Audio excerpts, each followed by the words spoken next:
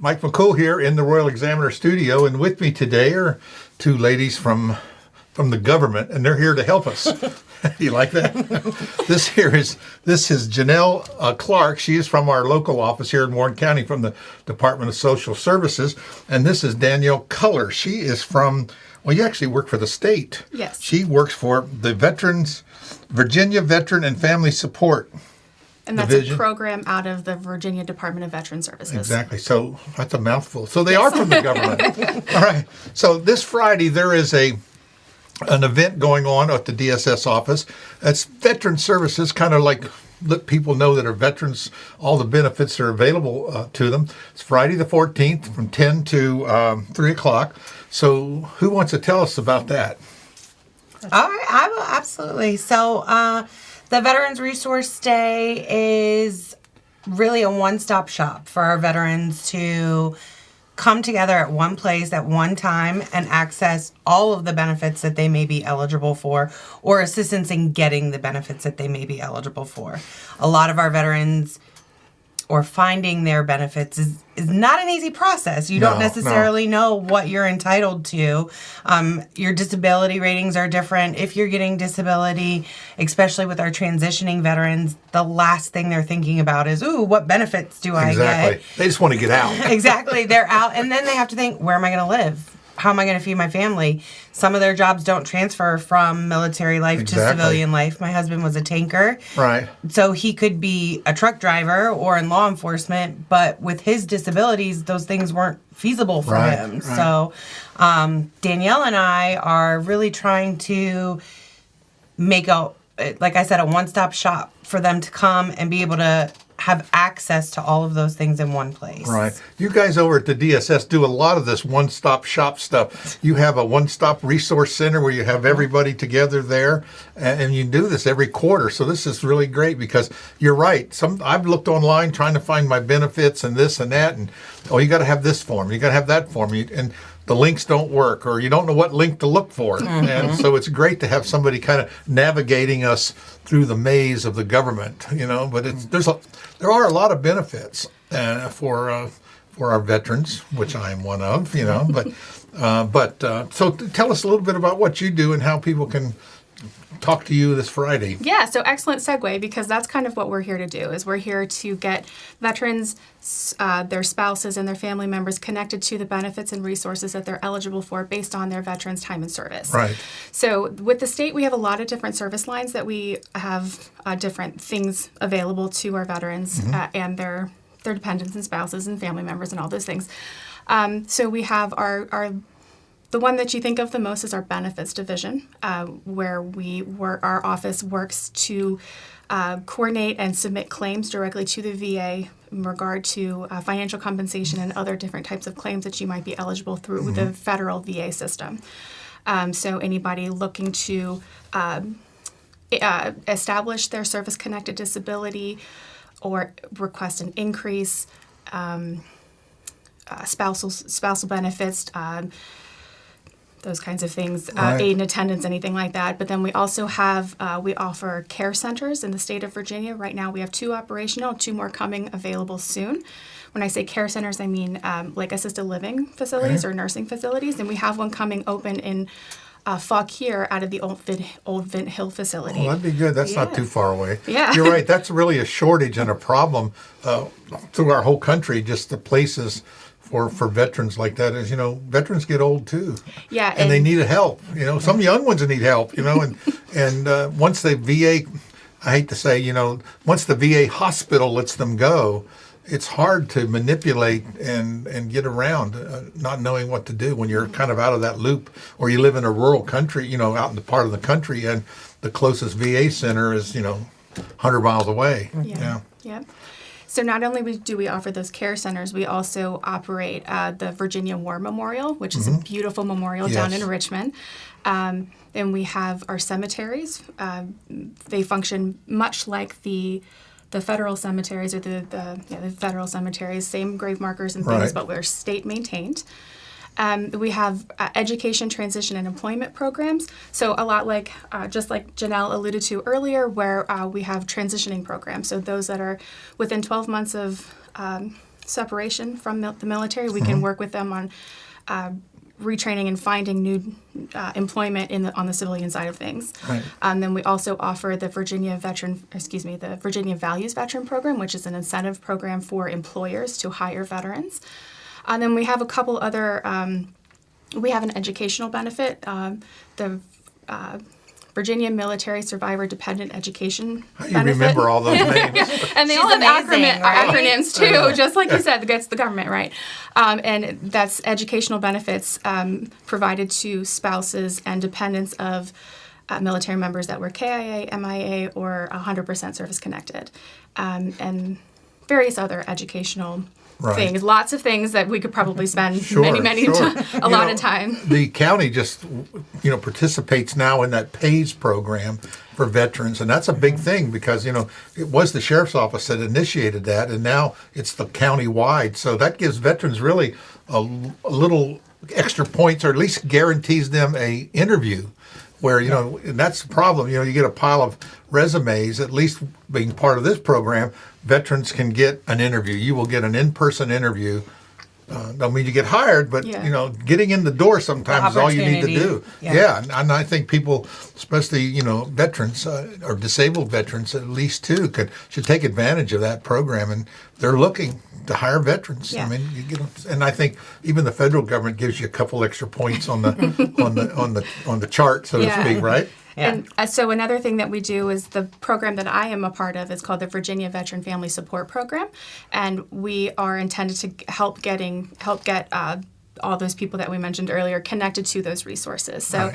kind of almost like a 211 Sure. for veterans. So anybody that has a need that they can't quite figure out where to go to, they can give us a call, and it's our job to kind of know what resources might be Sure, available sure. to them, or benefits that might be available to them, and do some warm handoffs, care coordination to make sure that they're actually connected to those resources that they're in need of. And so one of those is the employment piece.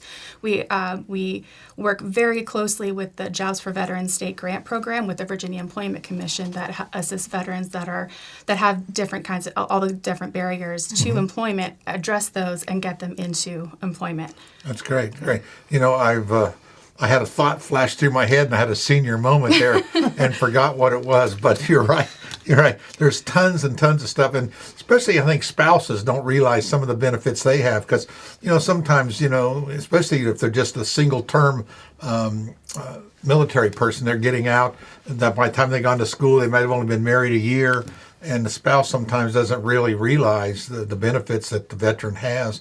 Especially if something's happened, they're disabled, or they have disability and children and health care. There's just a lot of things out there that, what I was going to tell you was, and now I remember what it was, and that is, if you have a question, if she can't help you, she knows a guy that can help her. That's exactly right. Or a gal. Yeah, that's pretty So much it. it's better to call and ask, and then Don't call, come in. Come see come in. us. That's right. Well, come in and see them because they'll help you. They'll find out. Yeah. They might have to call you back, but they will definitely. I know. I can tell they're going to dig deep and make sure that everything gets answered. So what else we got planned in on Friday? So you can just show up. Yeah, it's open to all counties. It's not even just Warren County. Okay. It's all counties. Any veteran, spouse, dependent, caregivers are welcome. Like Danielle said, she has her resources. Our resources at DSS are really your benefits program. So right now we have our cooling program going on. So if you're having issues with keeping your home cool, we also have your standard protocol like Medicaid and SNAP benefits. Even our veterans who did not receive an honorable discharge, they may be eligible for Medicaid. So if you're not eligible in other ways, we do have programs for you. Michelle and Nicole are also amazing with housing. We're going to make sure you have food. We're going to make sure you have a place to stay. And it's really just come and see us. There are a lot of benefits also that I think veterans aren't aware of above and beyond your education and your, like the VA benefits. The county has an amazing tax breaks. We have sales tax breaks on vehicles. You have property tax breaks on up to an acre of land, I believe it is. And those are things just within our county. And then the state obviously has additional. you can get into national parks for free, but a lot of stuff you may just not be aware of. And that's really what this is for come to us, let us know what you need help with, and we're going to find something to help you. I cannot find my DD-214. I have looked everywhere for it. We can help you with that For too. sure. I do that almost daily. Because I can't do anything. I call up, do you have a 214? Let me see it. It's buried somewhere in I put it in a safe place so I wouldn't lose it. So safe that even you can't find it. I can't find it anymore. So I have one somewhere, Yeah. I do want to find a way to get hold of that. Another thing is, when you were in the military, if you went to any tech schools, people don't realize it is in the Air Force anyway, where I was, they have the community college of the Air Force.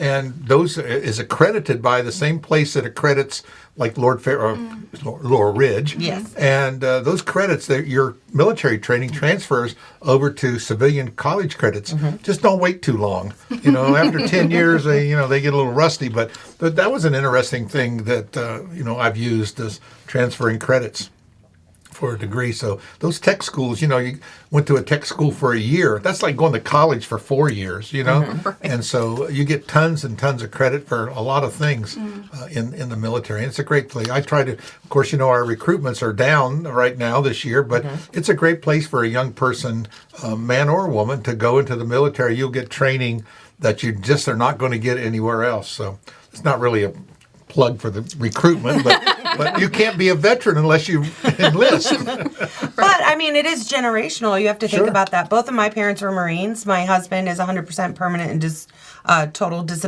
disabled Army. My son is now currently serving in the Army. So it really does go down through generations. And as I take care of my husband, because when we first got out, we had no idea that these things existed. Exactly. So it took us 5 years and 3 appeals to get him from 10%, which is what they gave him when he left. Yeah, that's kind of like a check the box, Exactly, to the 100%. And a lot of veterans accept it because they don't know that they can challenge it. Right. And then challenging it is very challenging in and of itself. You have to think just going through that process, especially if you have a disability and you don't have a spouse or you don't have somebody there to help you go through it. Like, how do you navigate 27 pages of this and then have to get every doctor's visit from every base that you've been stationed at and every, that lists, this is where I was, this is what happened, now this is where I'm at. It gets complicated so quickly. Right. And that's why the Virginia Department of Veteran Services is so amazing, because they're there to help them go through those steps and get those documents. I just don't think we take advantage of the benefits, and there's so many programs, even for non-veterans in our state, that I think the government will say is trying to help you, and that's because it's made up of people that want to that's what happens. Help your fellow neighbor and your mankind. So that's a great thing. I appreciate all the work you do. Anything else you want to tell us about?